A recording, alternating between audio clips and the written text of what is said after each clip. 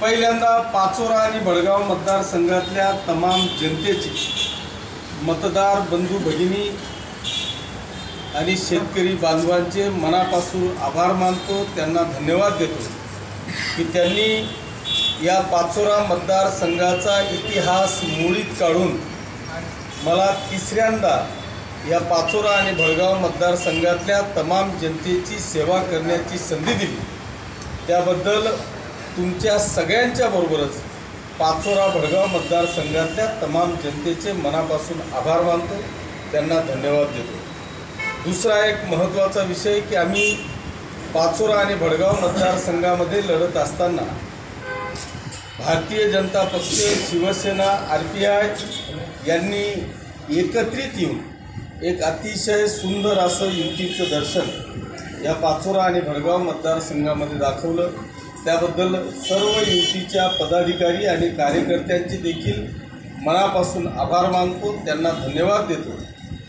माझे सगळे हितचिंतक, शिवसैनिक, पाचोरा भडगाव मतदारसंघातल्या तमाम जनतेचे आभार मानत असताना जे दोन इतिहास पाचोरा आणि भडगाव तालुक्यातल्या जनतेने केले, एक पहिला इतिहास केला तो म्हणजे तिसऱ्यांदा आतापर्यंतच्या इतिहासामध्ये मला निवडून देण्याचा विक्रम करण्यात सगळ्यांचा खारीचा वाटा राहिला।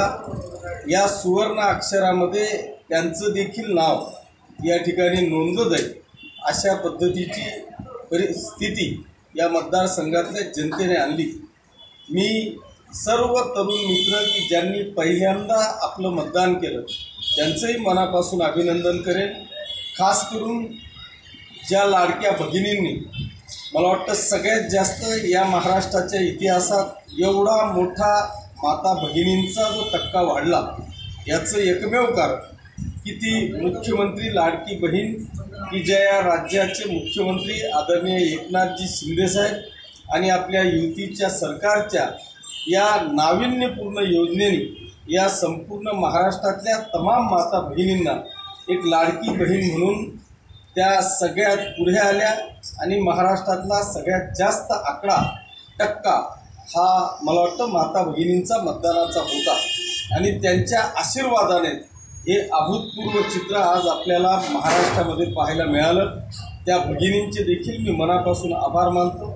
आज मला खऱ्या अर्थाने या ठिकाणी सांगताना आनंद होतो की मी जे चित्र पाचोरा आणि भडगाव मतदारसंघाचं पाहिलं ते चित्र इतकं अभूतपूर्व होतं की आज माझा तमाम कार्यकर्ता, भारतीय जनता पक्षाचा तमाम कार्यकर्ता हा अतिशय झोकून देत मागचे 2 महिने प्रामाणिकपणे त्यांनी काम केलं आणि या जनतेने देखील तेवढी साथ माझ्या उमेदवारीवर त्या ठिकाणी दिली।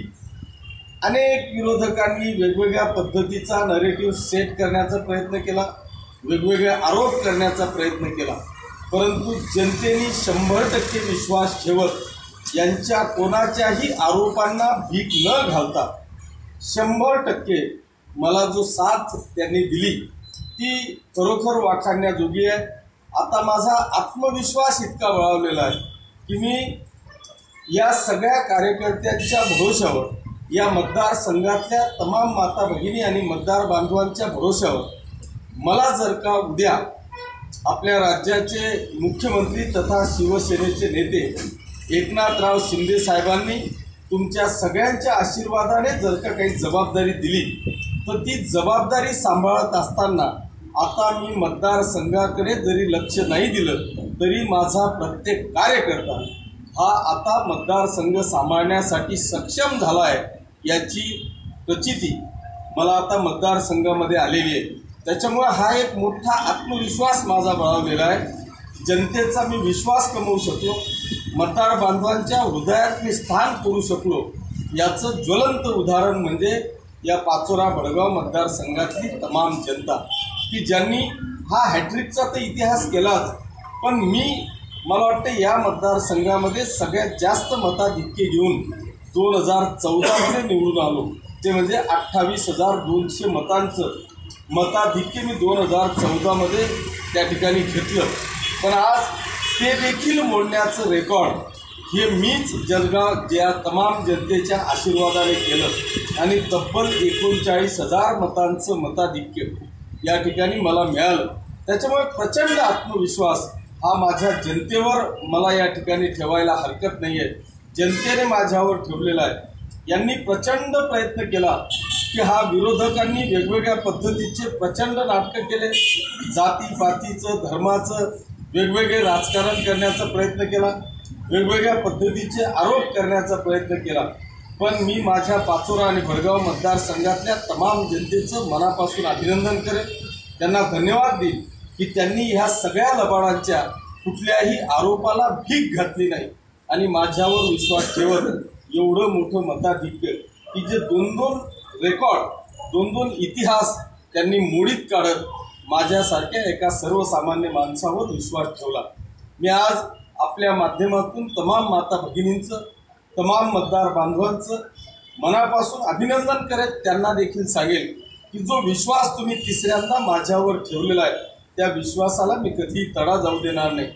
ज्या विकासाच्या आणि शांततेच्या मार्गावर मी माझ्या प्रचाराची सुरुवात केली आणि आतापर्यंत देखील या मतदारसंघामध्ये शांतता आणि विकास या दोन विषयावर मी जे पुढे चाललो त्याच्यावर आपण विश्वास ठेवलेला आहे। मी आपल्याला खात्री देतो की या विश्वासाला मी तडा जाऊ देणार नाही।